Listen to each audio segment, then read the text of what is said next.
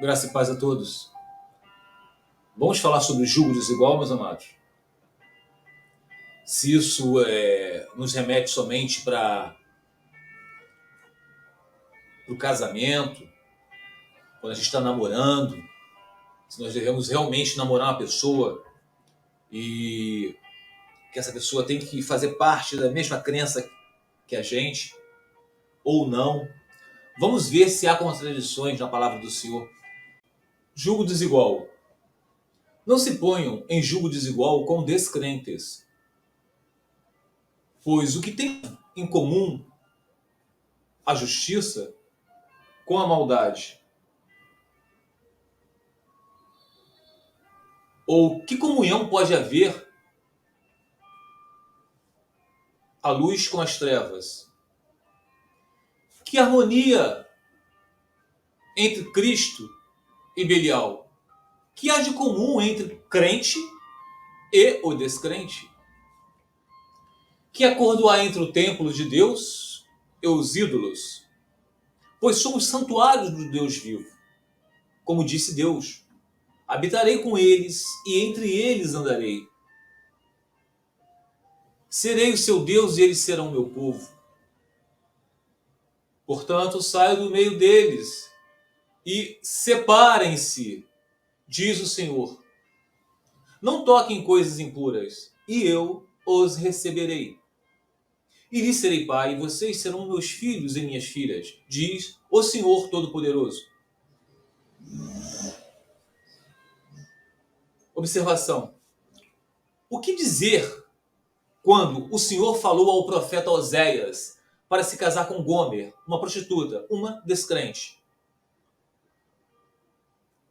Quando o Senhor começou a falar por meio de Oséias, o Senhor lhe disse: Vá, Oséias, tome uma mulher adúltera e filhos de infidelidade, porque a nação é culpada do mais vergonhoso adultério, por afastar-se do Senhor.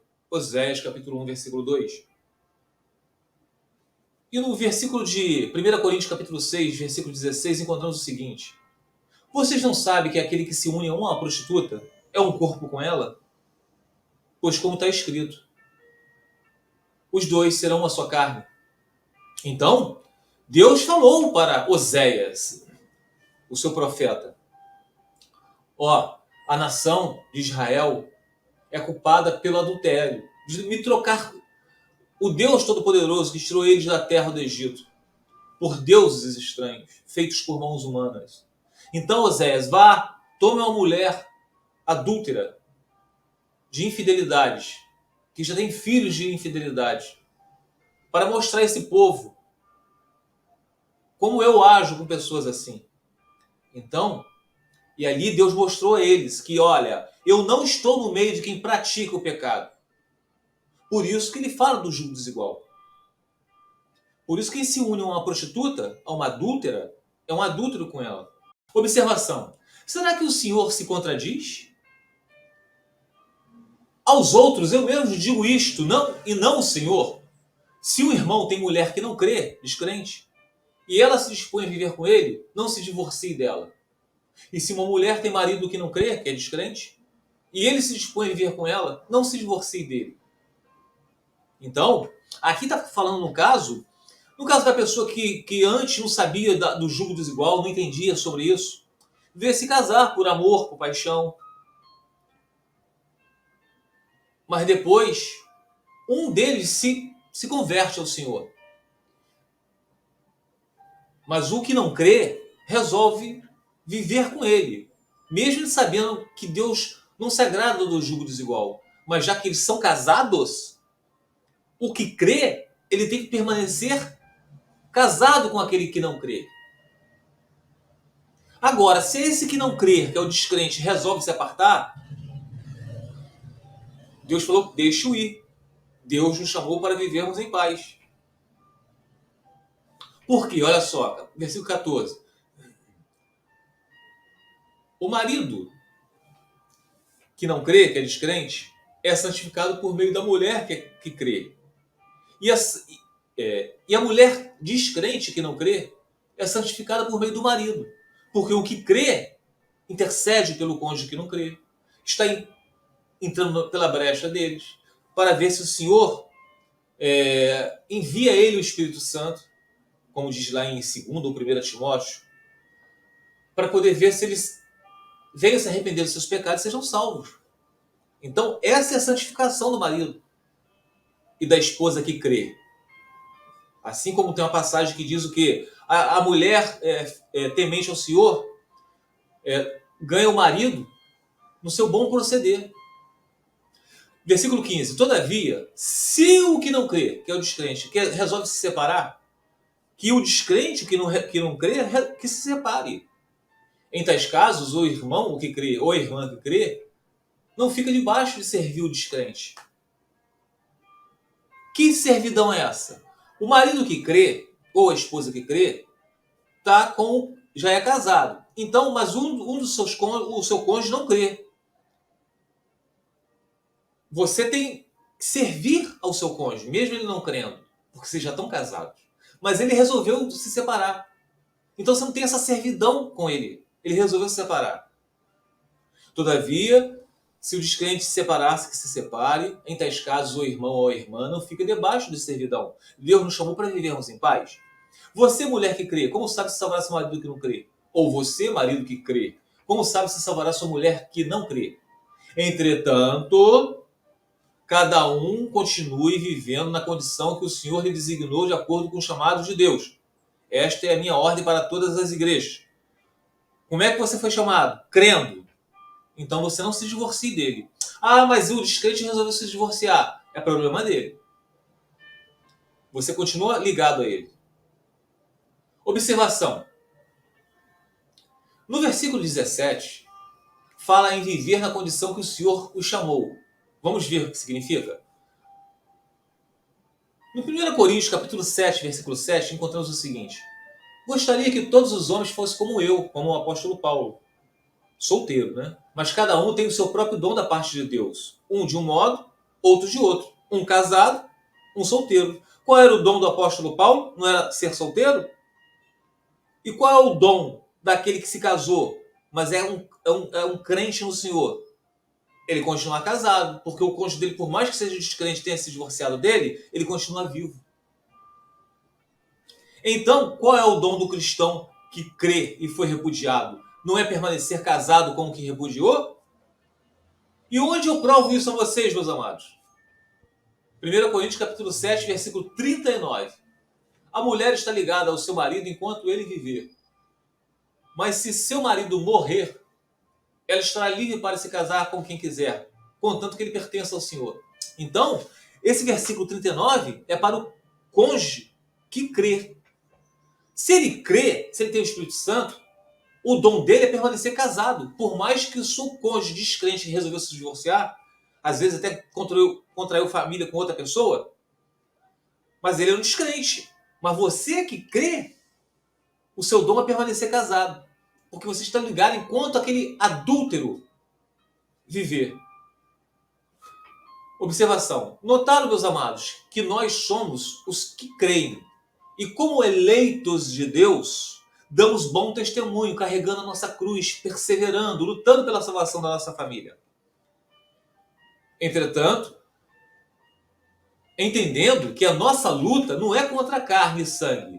No caso, não é contra o cônjuge que repudiou, mas sim nas regiões celestiais. Isso a gente encontra lá em Efésios, capítulo 6, versículo 12. E se alguém não cuida de seus parentes, e especialmente de sua própria família, negou a fé. E é pior que um descrente. 1 Timóteo, capítulo 5, versículo 8. Bom, deixa eu sair daqui. Amados, esse estudo ele já foi mais do que explicado. Nós podemos ver, eu sempre trago para vocês aqui, que Deus não muda. Deus nos ensina. Deus levanta atos proféticos para nos ensinar. No livro de Isaías, Deus fala para o seu profeta para que ele ficasse 3 anos nu. Isso para mostrar o que Deus iria fazer com a nação de Israel. Ia mostrar as vergonhas dele, levando eles para cativeiro.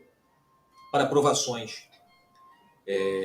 Deus também fez um ato profético com o seu profeta Ezequiel.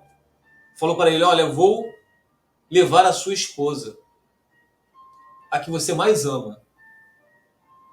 E eu não quero que você chore. Não demonstre às pessoas que você está chorando por ela. Porque assim eu vou fazer com a nação de Israel. Eles vão ser levados para o exílio. E do exílio eles vão permanecer durante 70 anos. E eles não têm que chorar nesse exílio. Eles têm que entender que isso aí é mandamento do Senhor. Que vocês erraram, não deram ouvidos aos profetas. E hoje vocês estão pagando por aquilo mesmo que vocês outrora repudiaram. Então, meus amados, Deus sempre usa meios, profetas, apóstolos, discípulos, para nos mostrar a realidade, a sua justiça. E quando Deus falou para o seu profeta Oséias se casar com uma mulher de prostituições, era para mostrar ao povo que quem se une a uma prostituta é prostituto com ela. Se você se une a um adúltero, vocês adulteram com ele. Por isso que lá em Lucas, capítulo 16, versículo 18, diz o quê? Aquele que se divorcia da sua esposa, se casa com outra, adultera. E quem se casa com o repudiado, não queria se divorciar, mas não deixa de ser um divorciado, você também adultera com ele. Então, Deus não muda. Então, quando Deus falou para ele, Oséias, se casar com a mulher com ato de adultério, para mostrar ao povo como Deus se sente com aquela nação adúltera. Mas o que Deus fez depois? Deus chegou a Gomer, falou para ela voltar para o seu marido, apesar dela ser uma adúltera. Volte para o seu marido. E ela voltou para o seu marido Oséias, porque ela entendeu que ela estava melhor com o seu marido do que todos os ouro e prata que ela ganhava dos seus amantes. E Deus falou para Oséias, agora vá lá e perdoe a sua mulher. Case-se com ela novamente, apesar dela ser adúltera. Foi assim que Deus agiu e age com os que foram banidos da sua presença. Ele cria meios, como diz lá em 2 Samuel, capítulo 14, versículo 14. Então, meus amados, o jugo desigual, quando você crê, você é um cristão, você não é um descrente, mas você é um crente no Senhor, não estou falando de religião não, hein? Vocês vão procurar pessoas que a priori parece que são crentes. Pode até não ser, pode ser um joelho no meio do trigo, mas vocês têm que fazer de acordo com o que o Senhor mandou. Mas agora, se vocês casaram antes com um descrente, hoje vocês são cristãos, vocês se converteram, e ele continua sendo um descrente, o seu papel não é abandoná-lo, é continuar com ele. Agora ele resolveu se apartar, o papel de vocês é orar por eles, porque a sua luta não é contra o cônjuge descrente que resolveu se divorciar. Você sabe que a sua luta é nas regiões celestiais. Por isso que em 1 Coríntios, capítulo 7, versículo 39, diz o quê? Que vocês estão ligados até que a morte se separe. Então, meus amados, vamos abrir os olhos para a Escritura. Não ficam dando ouvidos ao que teólogos com diploma debaixo do braço, pessoas que falam bem, tem mais de milhões no canal do YouTube. Falo para vocês que vocês podem se divorciar se houver uma agressão, um adultério, um abandono.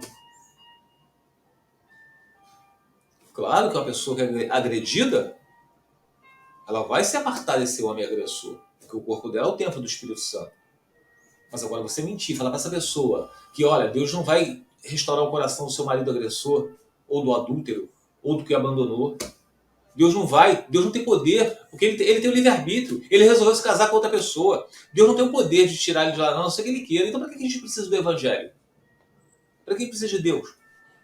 Então, por isso que vocês têm que buscar primeiro o reino de Deus, a sua justiça, e depois todas as outras coisas serão acrescentadas. Fica os irmãos na paz do Senhor Jesus.